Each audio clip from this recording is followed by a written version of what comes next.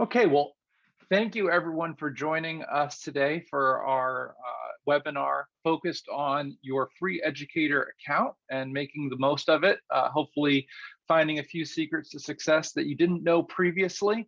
We'll cover most of what you'll need to know to get that account running and to be successful with it. We'll also give you some more information as well. So let me run through this agenda and also introduce myself. So I'm your presenter today. My name is Blair Dorr. I'm the Chief Revenue Officer here at Headed 2.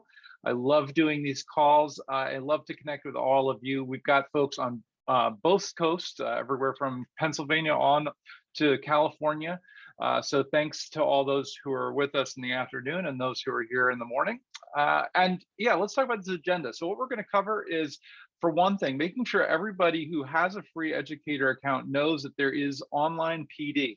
And this is a great time of year to take a look at that. I know maybe a little bit of quiet time in the next couple of weeks for you to look at things like this. The PD that's inside of the CareerZone and CareerExplorer is going to give you an overview of the student experience of the site, as well as the educator view and experience as well.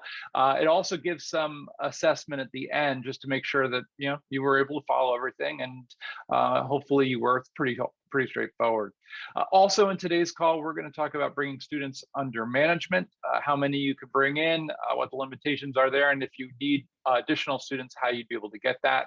We'll use the creation and assigning of a lesson as sort of the centerpiece of today's best practices call, because that generally is found to be a really nice way to use the system with students.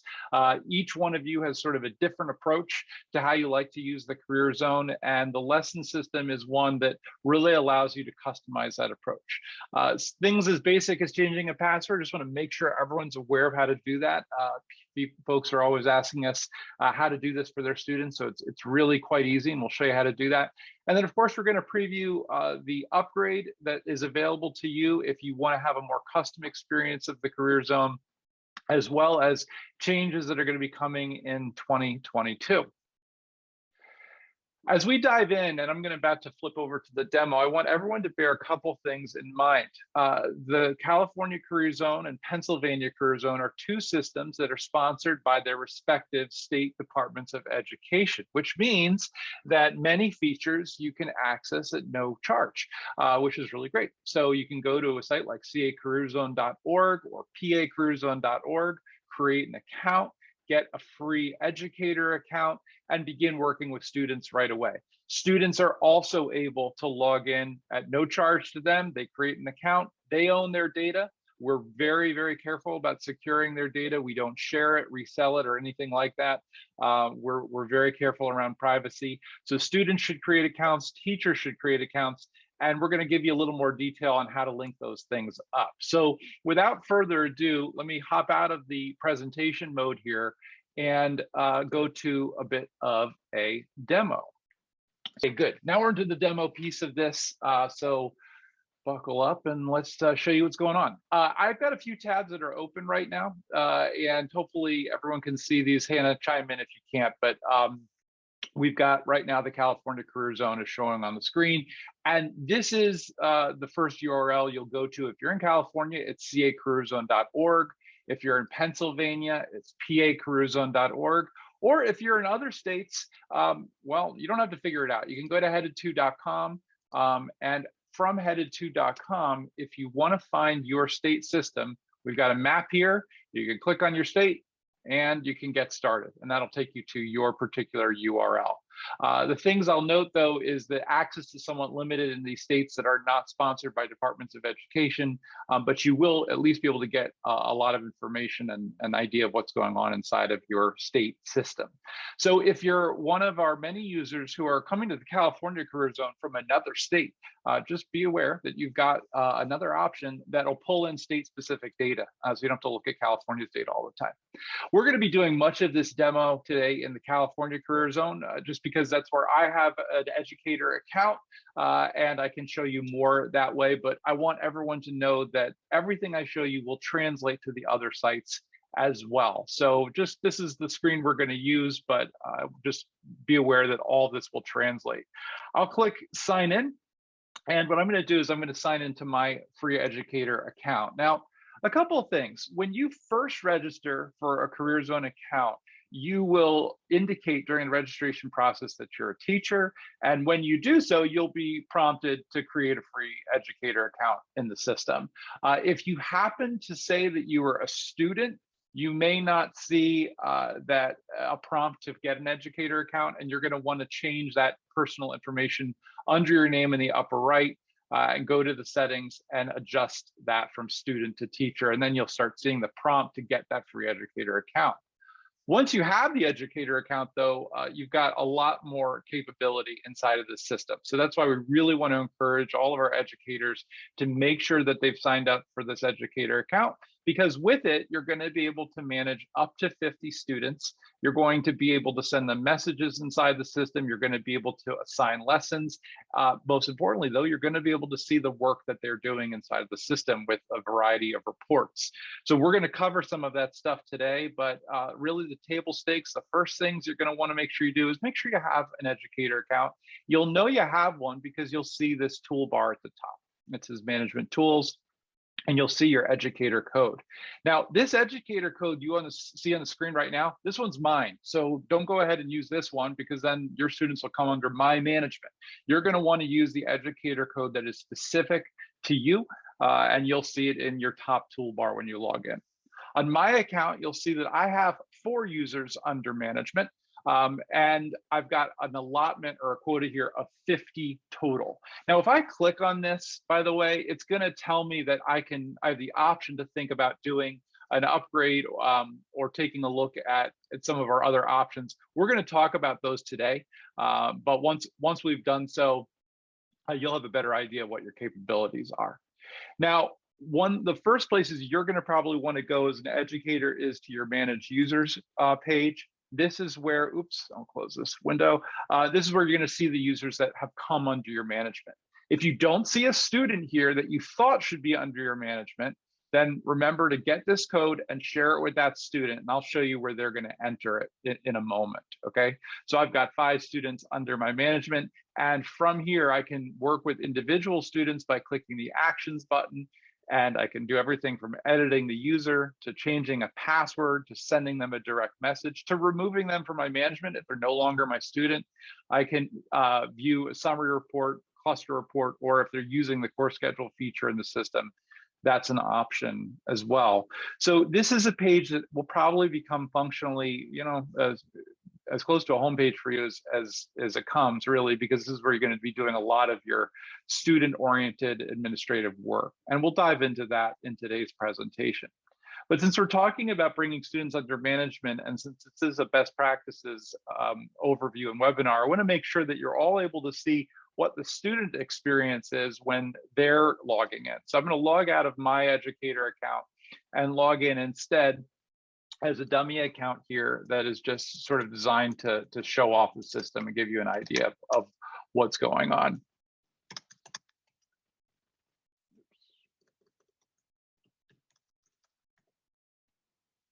Okay, so inside the student account, you'll notice there is no bar right now. That is going to be part of our changes that are coming down the road in 2022, is you will see a student toolbar.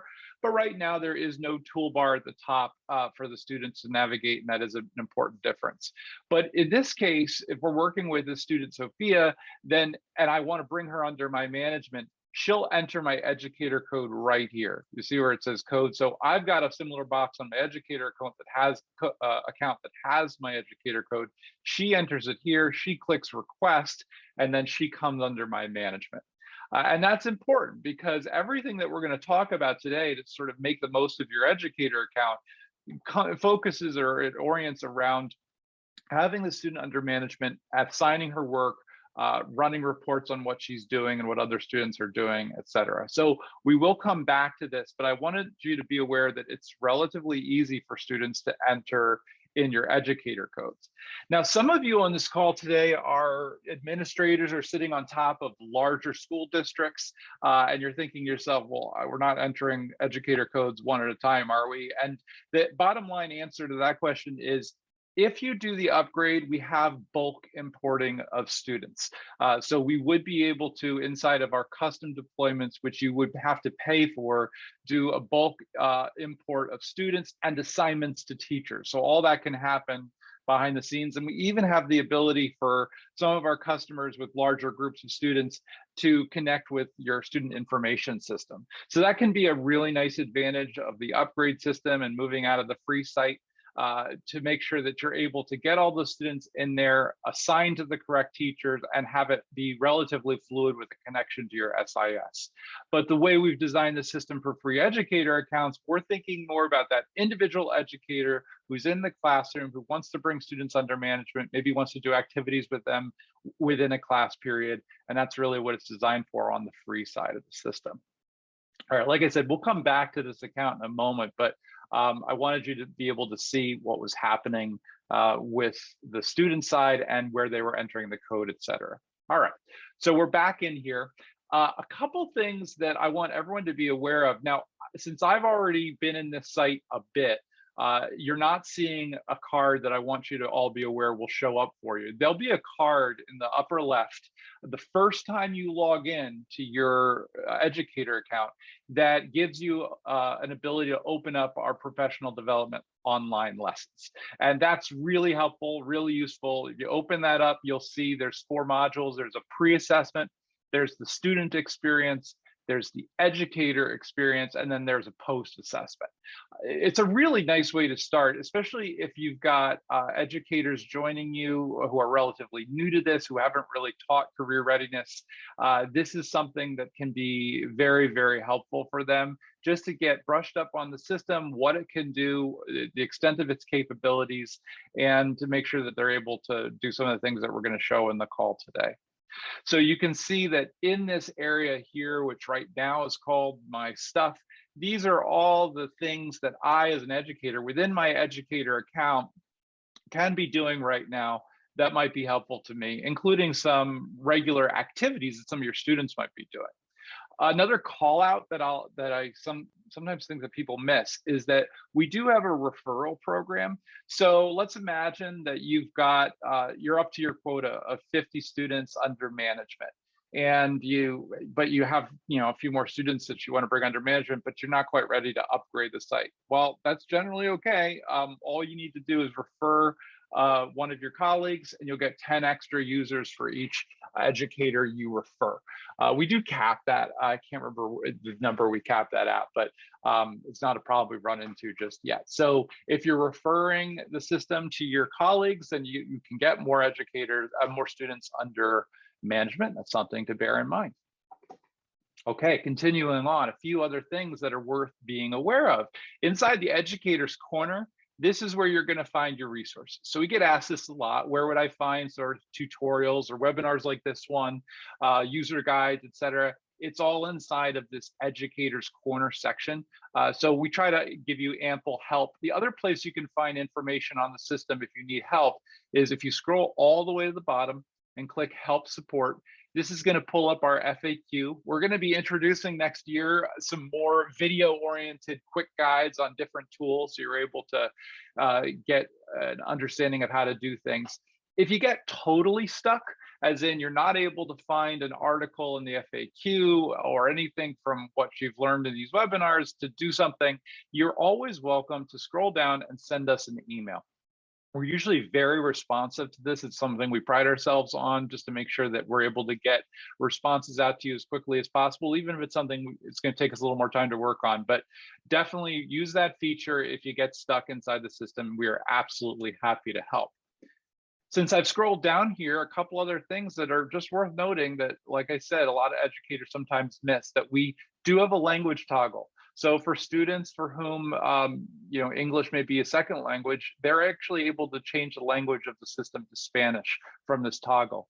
There is a way also within the settings to make Spanish your default language for the system. So if I update my personal information, this is, actually maybe I went to the wrong option. I stumped myself here, but there is a way to actually go and change the language for the system itself. I think it maybe is here, but I don't know why it's not showing. Oh, here it is, preferred language. I have it as automatic and I can change it there. So that's in my settings.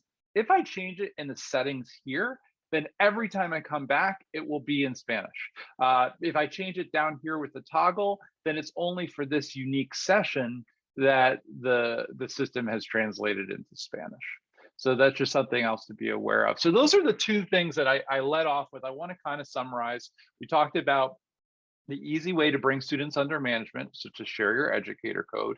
We also talked about making sure that when you sign up and get that educator account, that you're opening up the PD, because at the very least, seeing what's in there, getting an idea of the student experience, the educator experience can be really helpful to sort of guide your approach to using the system in the classroom. And then we also talked about the help options, whether that's the educator's corner, the help and support, emailing us directly if you get stuck. You can change language as well.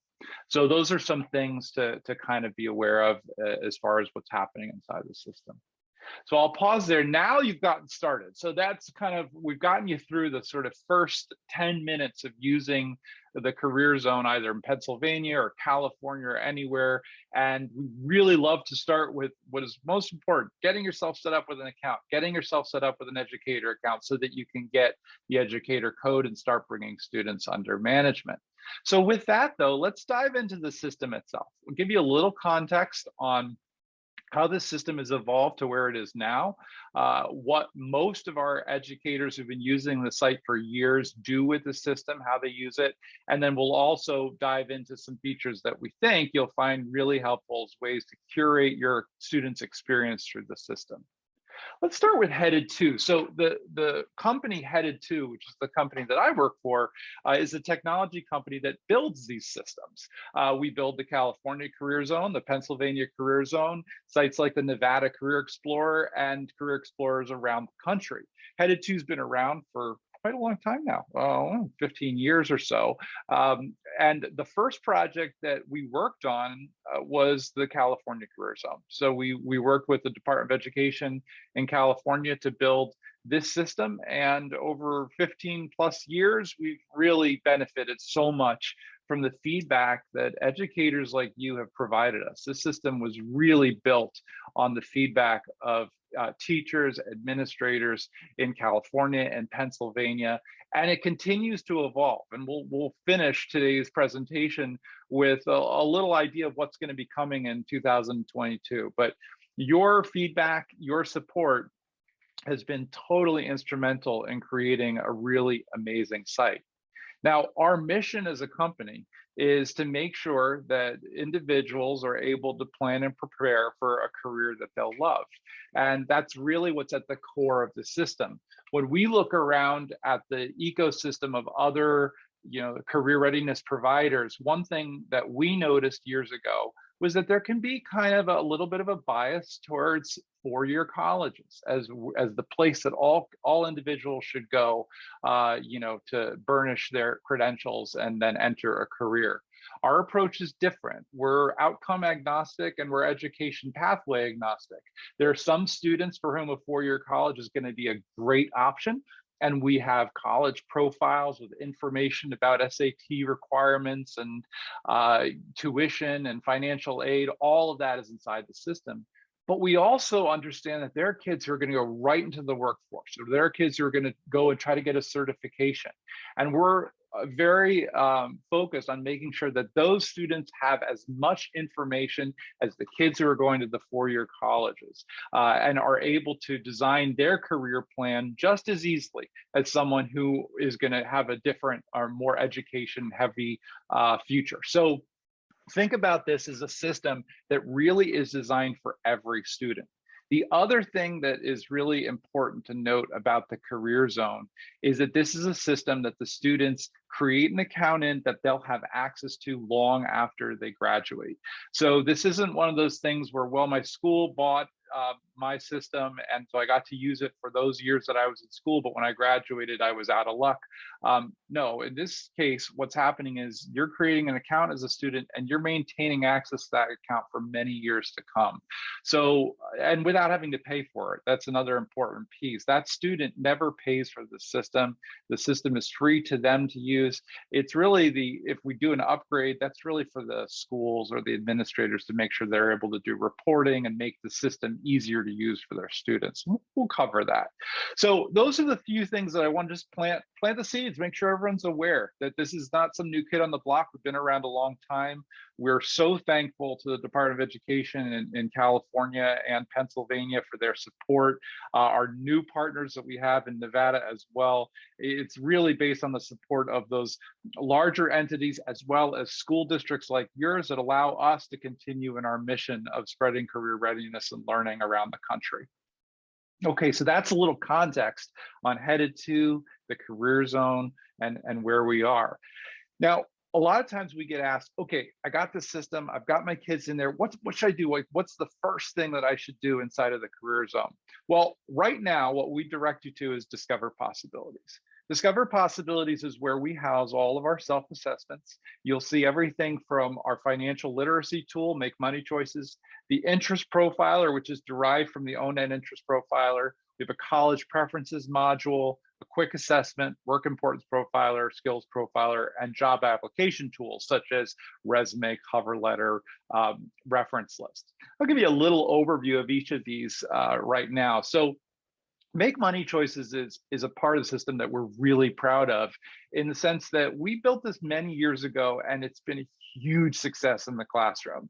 What we have are two options inside of this. And by the way, in Pennsylvania, the name's a little bit different. I'm actually going to show you, it says Budget Your Life instead of Make Money Choices. So the name's slightly different, but it's the same idea. Inside of this module, you'll see there's two kinds of budgets that you can create. One is to choose your lifestyle, the other is to pick a salary and budget off of that salary. Most of our educators really enjoy doing the choose your lifestyle option, and I've demoed that on previous calls, so we're not going to spend a lot of time on it today, but what you should know is that you can start by selecting the county that you're going to be operating inside of so they can pull in the cost of living data. And then the students are going to make choices as they move through about important kind of lifestyle decisions. What sort of things are they going to be subscribing to on a monthly basis? What's the cost of that going to be? How are they going to eat? What are they going to do from an entertainment standpoint? Clothing, insurance, all these kinds of things.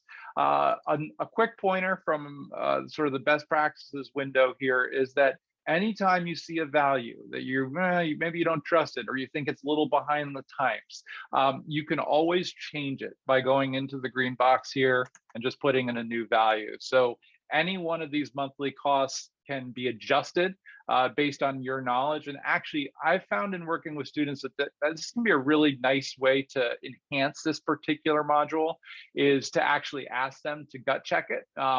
You know, if we see that you're talking about owning a compact car, find out, is that actually a fair cost? Use the internet, use your research, and try to get an understanding of if that's accurate. Really easy to do with things like rent, because you could always look up, you know, apartments for rent and things like that and see if that matches up. The other thing to point out is that at the end of all this, you will be able to add expenses that may not have been included in the choices, and then it will give you a result that shows you all the occupations that will pay you at least the amount of money that come from your budget. And I'll show you a results page in a little bit.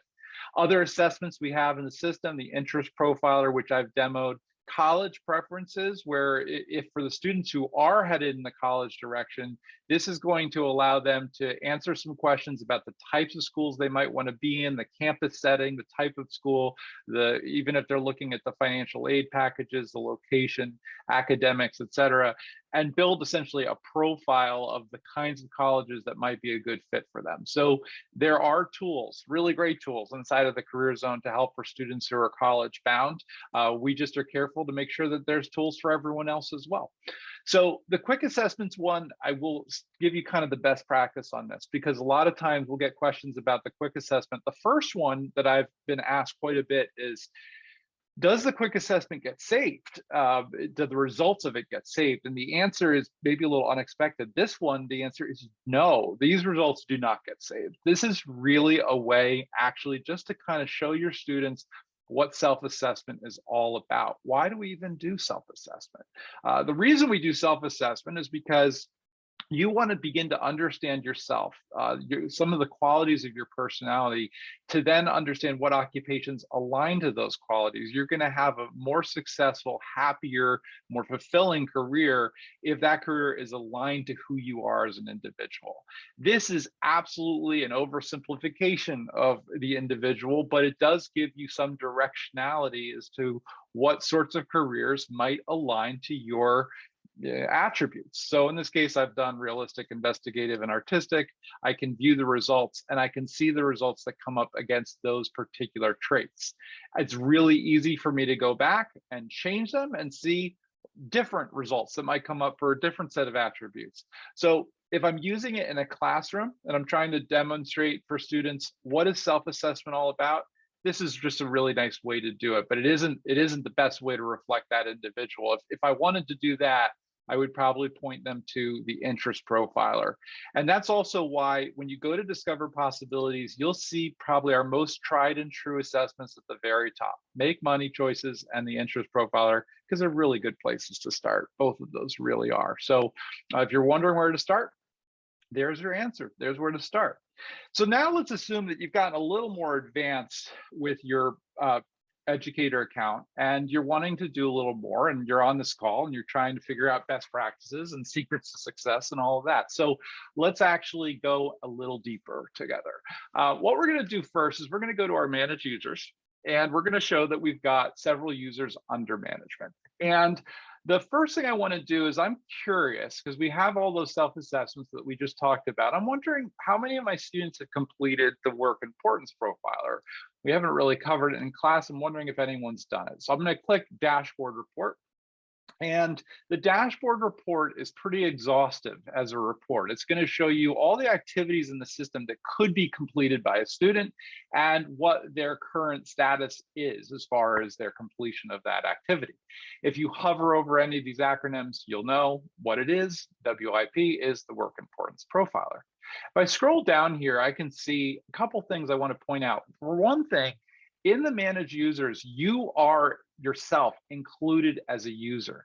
So there is a way, by the way, if you don't want to see that, you only want to see your students, you can set a filter to just your users. And that way, when I run this report, I won't see myself, but you don't necessarily have to do that. So right now I'm running a report on only my students. I see my 4 students here. And a couple of them have actually done the work importance profiler, but one of them has not. You can also see this gray dot under the interest profiler for this particular student is gray. Well, what that means is they started the assessment, but they haven't finished it just yet. And I'll give you a little more data on how they're reminded to finish an assessment in a moment.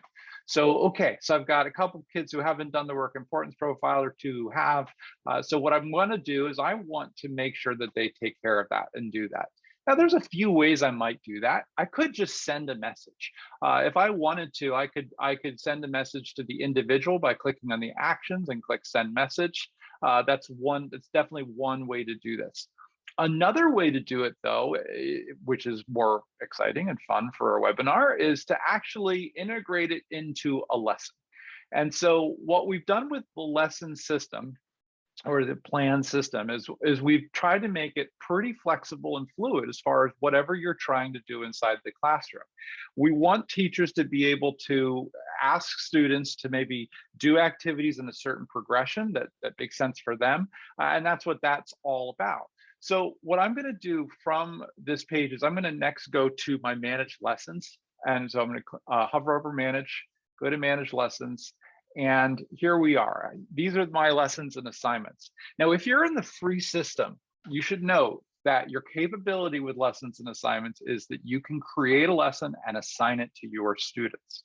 If you're in our upgrade system, you will actually have access to a host of lessons that are pre-populated. You can see for me, these are locked, right? I won't be able to open these here, but I can see a master lesson that is free, Begin Your Career Journey in the California Career Zone. I could assign that one, for example. And these other ones are locked. You can browse them, you can take a look at what's going on with them, but if you want access to them in order to assign them, that is part of our upgrade, and we'll talk more about that at the very end.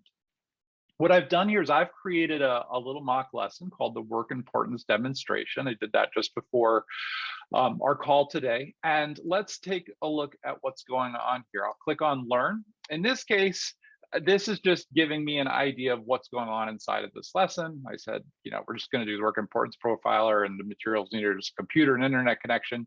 If I want to preview what it's going to look like for a student, I can see that too. So from the student lens, this is what they're going to see as they go through each task.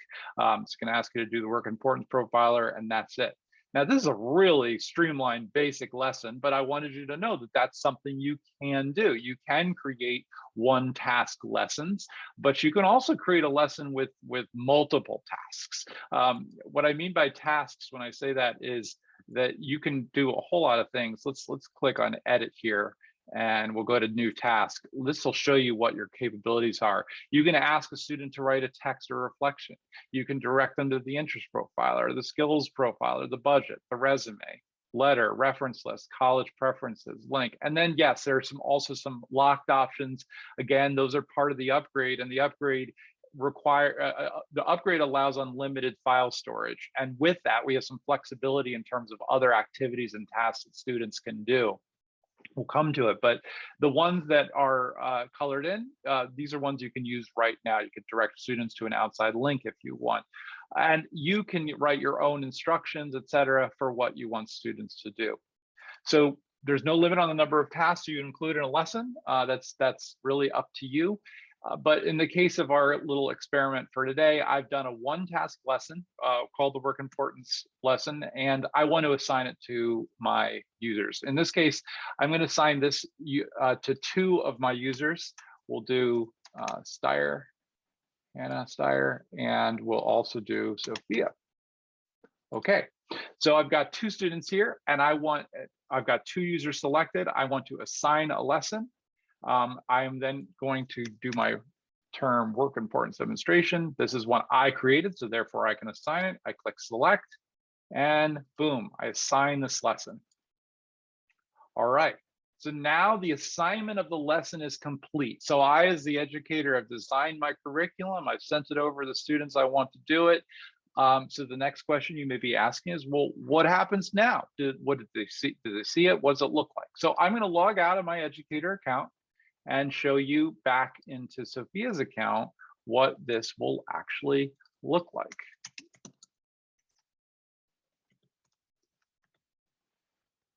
All right, so here we are. I've logged in as Sophia. For one thing, you'll see I've got a little red unread message in my inbox. So this is the first way I might discover that I've been assigned a lesson, is it says I have a new assignment and I can learn about it. I could open it up and see that I've been assigned something, and I could open it up that way. So that's one way. Another way students are informed that they've got an assignment in their inbox is here. It says complete assignments, right? So it says I have 2 assignments that need my attention. I'm going to open this up. This one, Guide to Living Independently, that is from a previous demonstration. So we're not going to worry about that one just yet. But we can see here the work importance demonstration assigned today has not been started. I click on Go as a student, and now I'm going to start reading my instructions and begin. I'll go to the work importance profiler, and now I'm into the work importance profiler, which is another one of our self-assessments, only here it's been integrated into our lesson here. So the work importance profiler is a really great tool that we haven't spent a whole lot of time demoing for everyone. And so I just wanted to give you a brief idea of what's happening inside of it. Work values end up being really important to an individual in their career. It's kind of what really matters. We all think we want to do a certain job until sometimes we get in it, we discover, oh man, that one's not for me. So what this assessment's trying to do is ask you the kind of questions that are going to help you understand, what sorts of jobs fit your personality, your work values. So let's start with round 1. Round 1 says, for my ideal job, it's important that I am busy all the time, do things for other people, try out my own ideas, that my pay would compare well, the job would provide an opportunity for advancement. What we're doing is we're ordering these from the most important to the least important, right? So I'm going to say that the most important thing to me is that I could try out my own ideas. Busy all the time is not so critical for me, but it is important to me that I could do things for other people. Pay is important to me, that it at least be in line with other workers, and that the job would provide an opportunity for advancement. So now I've reordered these for me from the most important to the least important, and I click next, and we're going to go to the next round. So this is essentially the idea of what's happening with each one of these rounds. Now you can see that if you want to be thoughtful about this, even though there's only 21 rounds, it takes a little time. So this is definitely going to take a class period, sometimes even two, to do this particular self-assessment. But I don't want people to avoid it just because, you know, it takes a little longer. This is a really wonderful assessment. I'm not going to do the whole thing on the call today, but because it will allow me to demonstrate a couple of other things. I'm going to go back to my homepage here. And for now, if I click on complete assessments, you can barely see it, but it does show that we've started to work on the thing. I could always come back to an assessment that I haven't completed and complete it, right? And I also, once I've completed an assessment, I can submit it to my educator for their review. So I'm going to show you what that looks like, but I want you to understand that if you create something for your students via the lesson or planning system and you assign it to them, they're reminded of it a couple different ways. You could always re-remind them of it by sending them a message, and they're going to see it pop up really front and center within their stuff. So that's really a helpful thing to have this view. Now, I'm going to flash forward to the end of the presentation with something that a lot of people have asked for in the last year or so. And I'm really excited to tell you that it's coming in 2022. One thing that we get asked a lot as educators is, well, I know I have my educator view of the system, but can I get a view of what it would look like as a student? And you can see even what I'm doing here is I'm kind of going back and forth. What we're going to be adding next year is a toggle that will allow you to flip between sort of what we call a navigator view, because the navigator is the educator, the person who's showing the way, to the student, who we're now calling explorers. And I'll talk more about that, but you'll be able to go back and forth between your teacher view and the student view to make it really simple for you to get an understanding of what's happening. Okay, so we assigned that lesson. We saw that the students started working on it. So now I'm kind of curious, well, like what's going on with that lesson that I assigned? So I'm going to click on users.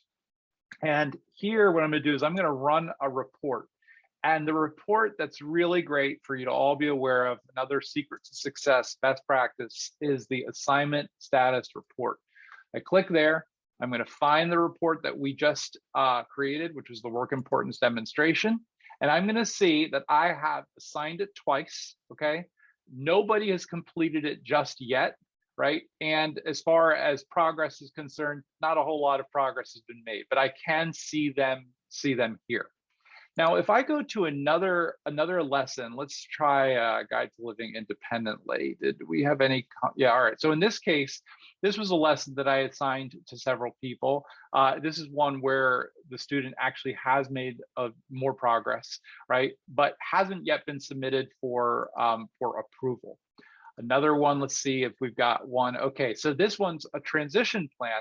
Something that just folks should know, both in California, Pennsylvania, and elsewhere, is that this system has been enormously popular with the special education community, primarily because its interface is really easy to use and understand, and it's one of these tools that can be really helpful to support transition planning.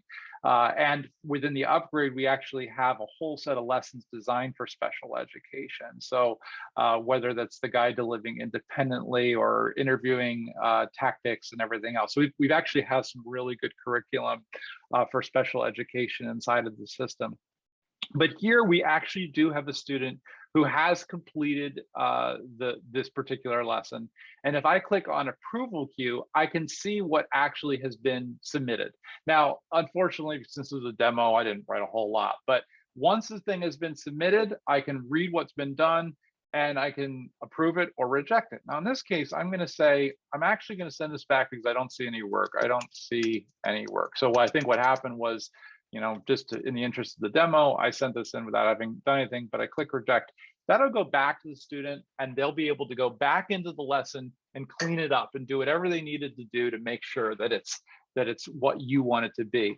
But I don't want you to miss the key point, which is that this approval queue is how you're going to be able to review the work that your students have done, approve it so that you know, okay, I'm really okay with this. Now, a special shout out right now to Pennsylvania, because this is really an important part of what the work they're doing in that state.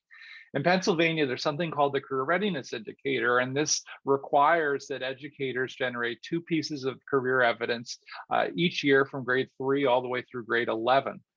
And many educators in the state are using the Pennsylvania Career Zone as a way to generate evidence for their students.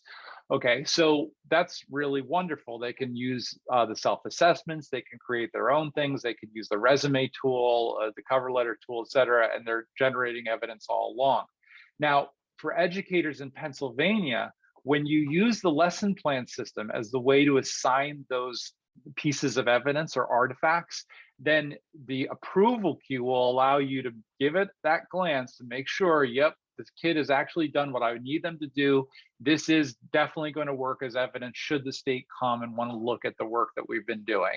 So that approval queue is a nice quality assurance mechanism in Pennsylvania that's really special to this system, and something that everyone should consider using, and a good reason too why you might want to use the lesson system, especially if you're going to have written work or things like that you want to kind of put eyes on before you officially say that yes, this will work as evidence.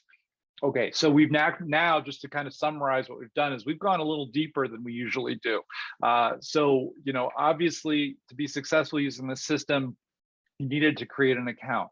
You needed to know where to start. We gave you a couple of ideas of where to start, but you also needed to know that, all right, if I'm going to really use this in my classroom and really be checking in on what kids are doing, what's the best way to do that? And we're saying this planning system using the lessons, that's a really good way to do it. And that's something one should be aware of. So now let's talk about the end game, reporting and getting an idea of what kids have actually done inside the system. Now, we showed you a couple of reports already today. We showed the dashboard report, we showed the assignment status report. There are a number of other reports that you can browse and take a look at. But let's imagine that I'm going to be meeting with a student, say Sophia, middle school student, and I want to have an idea of what she's been doing inside the system so I can have a better conversation with her as a counselor.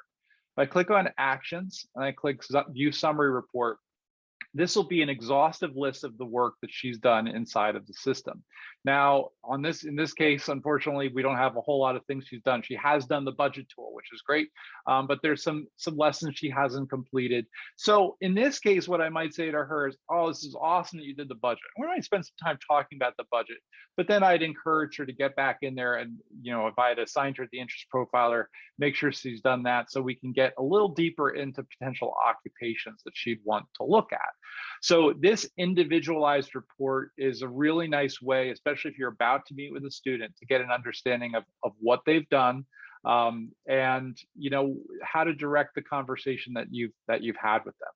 So everything is there. The other thing I'll point out, by the way, let me pull this up again, about this particular page, is that this can be printed to a PDF.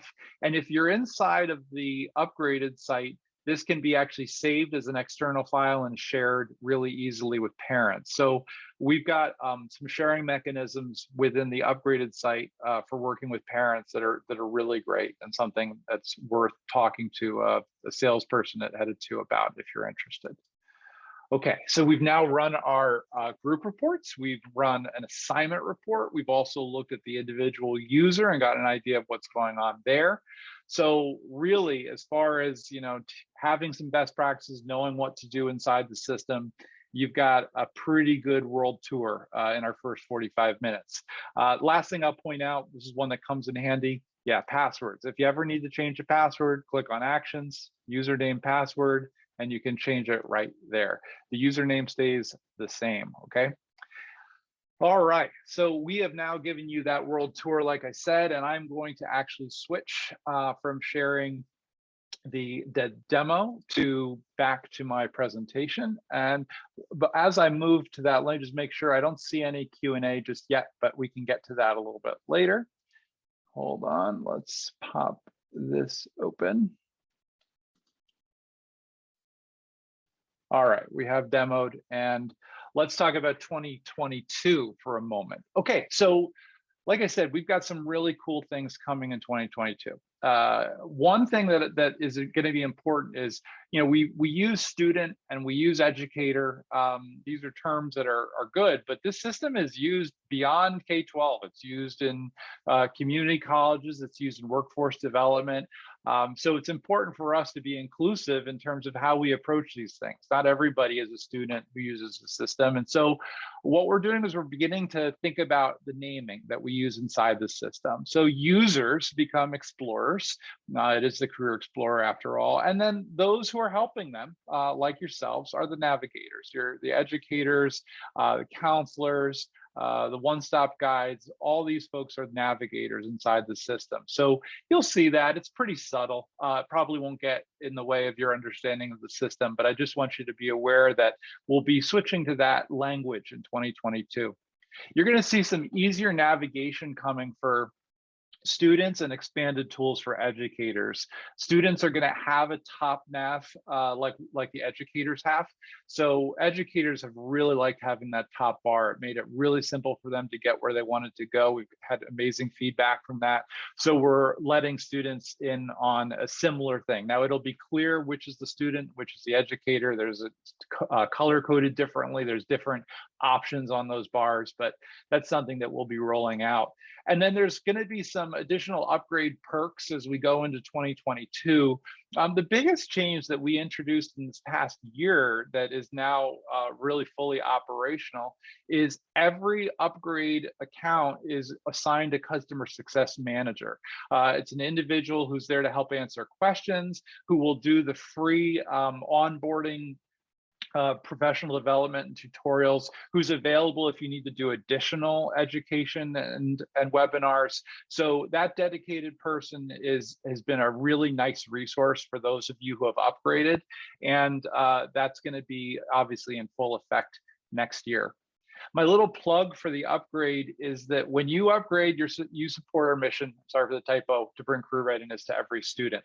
The reality is that this system couldn't go on without the support of entities like the California Department of Education, the Pennsylvania Department of Education, and the amazing districts around all the states we work with that have chosen to create their own custom version of the site to make it easier for them to manage large number of students, to import them, to have some easy, convenient features like single sign-on, file management, surveys, things like that. So there is a lot that comes with the upgrade. Our team is standing by and ready to kind of give any of you a download on what that looks like. But it really has been very helpful. It's been helpful in Pennsylvania with the management of evidence for the career standards. In California, we've been integrated into strong workforce grants, CTIG, other state level grants. So this is definitely a system that has a lot to offer. And if you're interested in making it a bigger part of your curriculum, then definitely contact us. We can be reached at sales@headed2.com. You're welcome to email me, Blair@headed2.com. So we'll send out the URL to this webinar and more information on that as well. Let's finish with a promotion for everyone. Today's promotional code, Winter H2. Okay, so a couple things. If you fill in a quote request via our site, you will see that we've got a Premium Educator account. Again, another typo though, sorry about that. That's regularly priced at $89. It's actually now, for this particular promotion and through January, a really nice discount of $49 per academic year. If you're going to upgrade a whole school or district, you can do so before February 15th and receive 10% off. That brings it to $3.15 per student. Our regular cost is $3.50 per student. But we do offer discounts if we've got large number of students involved. And you can contact sales@headed2.com if you have any questions on that. So without any more fanfare, we will bring this webinar to a close. We'll make sure there aren't any questions, but just to remind you all that our mission is to help individuals discover, plan, and prepare for a career they'll love. We appreciate all of your support all of the great feedback that we've gotten over the years.